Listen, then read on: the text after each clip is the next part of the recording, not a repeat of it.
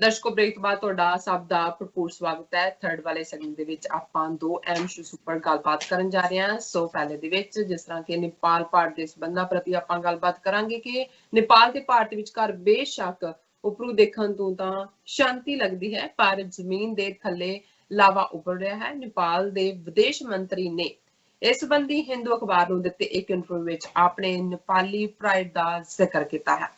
ਉਹਨਾਂ ਦਾ ਕਹਿਣਾ ਹੈ ਕਿ ਅੰਗਰੇਜ਼ਾਂ ਨੇ ਪਹਿਲਾਂ ਹੀ ਨੇਪਾਲ ਦਾ 1/3 ਹਿੱਸਾ ਖੋ ਕੇ ਭਾਰਤ ਦੇ ਨਕਸ਼ੇ ਨਾਲ ਜੋੜ ਦਿੱਤਾ ਸੀ। ਹੁਣ ਅਸੀਂ ਹੋਰ ਇਲਾਕਾ ਬਿਲਕੁਲ ਨਹੀਂ ਖੋਵਾਂਗੇ। ਸੋ ਇਸ ਬਾਰੇ ਗੱਲਬਾਤ ਹੋਏਗੀ। ਐਂਡ ਦੂਸਰੇ ਪਾਸੇ ਇਸ ਤਰ੍ਹਾਂ ਲੱਗ ਰਿਹਾ ਹੈ ਕਿ ਭਾਰਤ ਜੰਮੂ ਕਸ਼ਮੀਰ ਪੁਲਵਾਮਾ ਵਾਂਗ ਕੋਈ ਕਾਰਵਾਈ ਕਰਨ ਦੀ ਸਾਜ਼ਿਸ਼ ਕਰ ਰਿਹਾ ਹੈ ਤਾਂ ਕਿ ਇਸ ਦੇ ਬਹਾਨੇ ਪਾਕਿਸਤਾਨ ਨੂੰ ਲਪੇਟਿਆ ਜਾ ਸਕੇ। ਇਸ ਬਾਰੇ ਵਿਚਾਰ ਚਰਚਾ ਕਰਨ ਜਾ ਰਹੇ ਹਾਂ। ਸੋ ਅਸੀਂ ਚਾਹਾਂਗੇ ਕਿ ਤੁਸੀਂ ਸਾਡੇ ਨਾਲ ਇਸੇ ਤਰ੍ਹਾਂ ਹੀ ਬਣੇ ਰਹਿਣਾ। ਦੇਖਣ ਸੁਣ ਲਈ ਤੁਹਾਡਾ ਸਭ ਦਾ ਬਹੁਤ ਬਹੁਤ ਸ਼ੁਕਰੀਆ। ਜੀ ਡਾਕਟਰ ਸਾਹਿਬ, ਕੀ ਵਿਚਾਰਾਂ ਨੇ ਤੁਹਾਡੀਆਂ ਇਹਨਾਂ ਮੁੱਦਿਆਂ ਬਾਰੇ? ਦੇਖੋ, ਨਾਰਥ ਈਸਟ ਦੇ ਵਿੱਚ ਜਦੋਂ ਅਸੀਂ ਭਾਰਤ ਚੀਨ ਸੰਬੰਧਾਂ ਦੀ ਗੱਲ ਜਾਂ ਨੇਪਾਲ ਦਾ ਨਕਸ਼ਾ ਜਿਹੜਾ ਕਨਸਟੀਟਿਊਸ਼ਨਲ ਅਮੈਂਡਮੈਂਟ ਨਹੀਂ ਹੋ ਸਕੀ, ਉਹਨਾਂ ਦੇ ਕੋਡ ਆਫ ਆਰਮਸ ਦਾ ਹਿੱਸਾ ਨਹੀਂ ਬਣੇਗਾ ਕਿਉਂਕਿ 2/3 ਮੈਜੋਰਟੀ ਚਾਹੀਦੀ ਹੈ।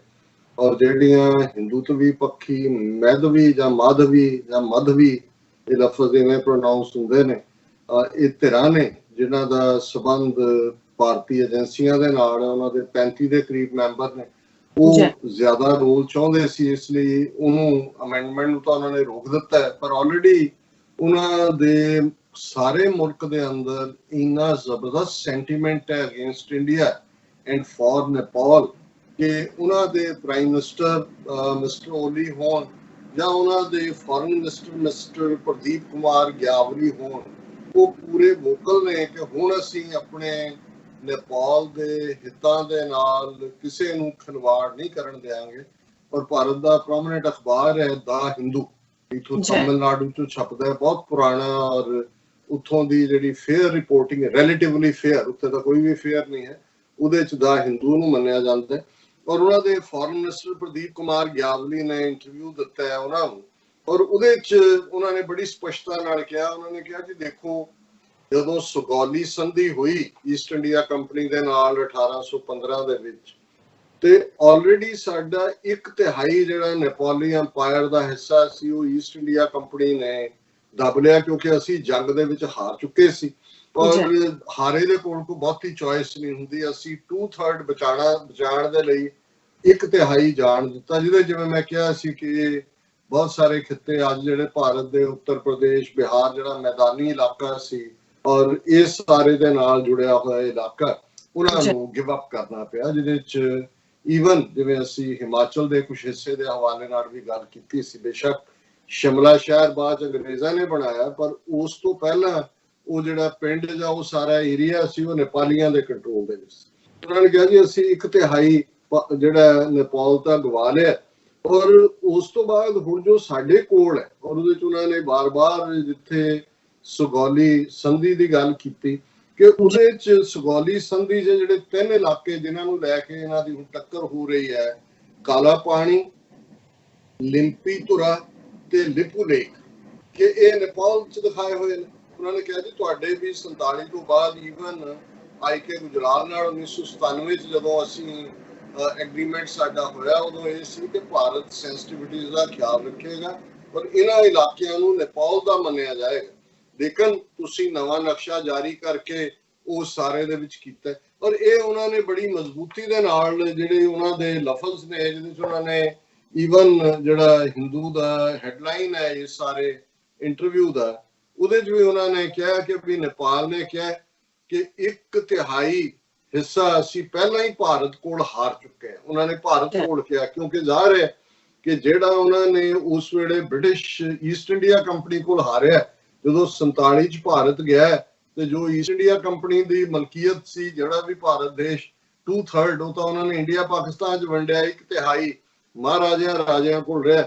ਉਹਨਾਂ ਨੇ ਕਿਹਾ ਕਿ ਵੀ ਅਸੀਂ ਇਸ ਦੇ ਉੱਤੇ ਹੁਣ ਕੋਈ ਕੰਪਰੋਮਾਈਜ਼ ਨਹੀਂ ਕਰਾਂਗੇ। ਅਸੀਂ ਬਾਰ-ਬਾਰ ਭਾਰਤ ਨੂੰ ਇਹ ਕਿਹਾ ਕਿ ਉਹ ਕਾਲਾ ਪਾਣੀ ਤੋਂ ਆਪਣੀਆਂ ਫੌਜਾਂ ਵਾਪਸ ਬੁਲਾਏ, ਉੱਥੇ ਕੋਈ ਛੇੜਛਾੜ ਨਾ ਕਰੇ, ਗੱਲਬਾਤ ਨਾਲ ਇਸ ਮਸਲੇ ਨੂੰ ਹੱਲ ਕਰੇ, ਔਰ ਭਾਰਤ ਜਿਹੜਾ ਸੁਗੌਲੀ ਟ੍ਰੀਟੀ ਦਾ ਜਿਹੜੀ 1815 ਦੇ ਵਿੱਚ ਹੋਈ ਉਸ ਦਾ ਆਨਰ ਕਰੇ, ਔਰ ਜੇ ਭਾਰਤ ਨੇ ਇਵੇਂ ਨਾ ਕੀਤਾ, ਜਿਵੇਂ ਭਾਰਤ ਨੇ ਉੱਥੇ ਹੁਣ ਸੜਕ ਬਣਾਉਣ ਦਾ ਕੰਮ ਜਿਹੜਾ ਉਹਨਾਂ ਨੂੰ ਨਹੀਂ ਸੀ ਕਰਨਾ ਚਾਹੀਦਾ, ਤੇ ਫਿਰ ਉਹਦੇ ਜਿਹੜੇ ਨਤੀਜੇ ਹੋਣਗੇ, ਸਿੱਟੇ ਹੋਣਗੇ, ਉਸ ਦੇ ਲਈ ਭਾਰਤ ਜ਼ਿੰਮੇਵਾਰ ਹੋਵੇਗਾ। ਉਹਨਾਂ ਨੇ ਕਿਹਾ ਵੀ 1997 ਵਿੱਚ ਆਈਕੇ ਗੁਜਰਾਲ ਨਾਲ ਜਿਹੜਾ ਐਗਰੀਮੈਂਟ ਹੋਇਆ ਸੀ, ਭਾਰਤ ਨੇ ਜਦੋਂ ਪਿਛਲੇ ਸਾਲ ਨਵੰਬਰ 'ਚ ਪੋਲੀਟੀਕਲ ਮੈਪ ਜਾਰੀ ਕੀਤਾ ਤਾਂ ਉਹਨਾਂ ਨੇ ਆਪਣੇ ਜਿਹੜਾ ਐਗਰੀਮੈਂਟ ਸਾਡੇ ਨਾਲ ਕੀਤਾ ਸੀ ਉਹਨੂੰ ਵਾਇਲੇਟ ਕੀਤਾ।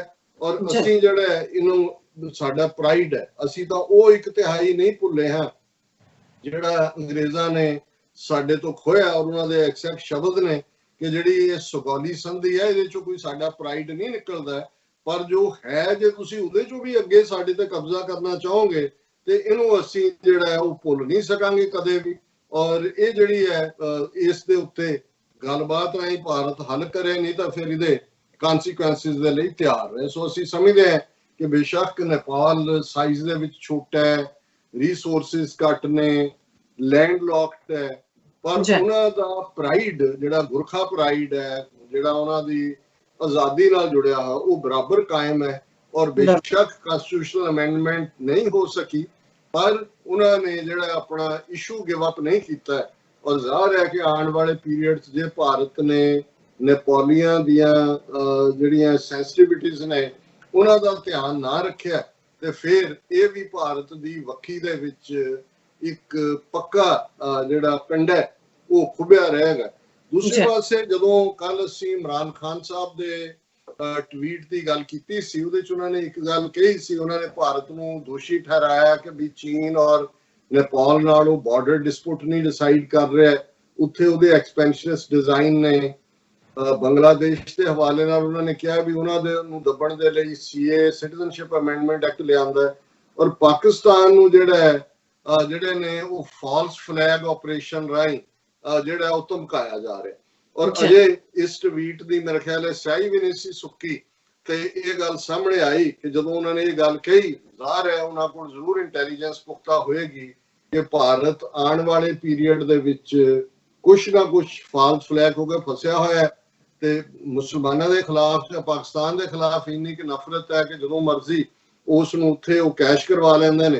ਤੇ ਅਸੀਂ ਵੀ ਇਹ ਕਿਹਾ ਸੀ ਕਿ ਹੋ ਸਕਦਾ ਹੈ ਪਾਕਿਸਤਾਨ ਦੇ ਨਾਲ ਵੀ ਇਹ ਕੋਈ ਪੰਗਾ ਲੈਣ, ਕਿਉਂਕਿ ਜੋ ਇਹ ਉੱਥੇ ਇਕਨੋਮਿਕਲ ਕੋਰੀਡੋਰ ਦੇ ਉੱਤੇ ਕਰਨਾ ਚਾਹੁੰਦੇ ਸੀ ਉਹ ਤਾਂ ਚੀਨ ਨੇ ਰੋਕ ਦਿੱਤਾ। ਕਿਉਂਕਿ ਇਹ ਜਿਹੜਾ ਸਾਰਾ ਅਸੀਂ ਦੇਖ ਰਹੇ ਹਾਂ ਜਿਸ ਵੈਲੀ ਦੇ ਵਿੱਚ ਜਿੱਥੇ ਚੀਨ ਅੰਦਰ ਆਇਆ ਔਰ ਭਾਰਤ ਨੇ ਸੜਕ ਮੁਕੰਮਲ ਕਰ ਲਈ ਸੀ, ਉੱਥੋਂ ਇਹ ਇਕਨੋਮਿਕਲ ਕੋਰੀਡੋਰ ਨੂੰ ਕੱਟ ਆਫ ਲਾਈਨ ਲੈਣੀ ਹੀ ਭਾਰਤ ਦਾ ਮੁੱਦਾ ਸੀ। ਉਹ ਤਾਂ ਚੀਨ ਨੇ ਜਿਹੜਾ ਹੁਣ ਇਹਨਾਂ ਦੀ ਜੇ ਲੈਂਗੁਏਜ ਕਹਿਣੀ ਹੋਏ ਕਿ ਉਹ ਅੰਦਰ ਹੀ ਨਹੀਂ ਘੁਸੇ, ਘੁਸ ਕੇ ਪੀਟਾ, ਔਰ ਉੱਥੇ ਉਹ ਬਹਿ ਗਏ ਨੇ ਆ ਕੇ। ਸੋ ਉੱਥੋਂ ਨਹੀਂ ਹੈ। ਸੋ ਇਹ ਸੀ ਕਿ ਵੀ ਇਹ ਇੱਧਰ ਕਸ਼ਮੀਰ ਬਾਰਡਰ ਜਾਂ ਵੈਸਟਰਨ ਫਰੰਟ ਤੇ ਕੋਈ ਨਾ ਕੋਈ ਸ਼ਰਾਰਤ ਕਰ ਸਕਦੇ ਨੇ। ਪਰ ਮੇਰਾ ਖਿਆਲ ਹੈ ਵੀ ਜਦੋਂ ਕਿਸੇ ਪਲਾਟ ਬਾਰੇ ਪਹਿਲਾ ਰੌਲਾ ਪੈ ਜਾਏ ਤਾਂ ਫਿਰ ਉਹਨੂੰ ਏਜੰਸੀਆਂ ਅਬੰਡਨ ਕਰ ਦਿੰਦੀਆਂ। ਔਰ ਅੱਜ ਹੁਣੇ ਹੀ ਜਦੋਂ ਅਸੀਂ ਗੱਲਬਾਤ ਕਰ ਰਹੇ ਹਾਂ ਮੈਂ ਖਬਰ ਦੇਖੀ ਔਰ ਇਹ ਹੈ ਕਿ security forces avert Pulwama like attack in Jammu and Kashmir after explosive laden car jumps naka case to be handed over to national investigation agency.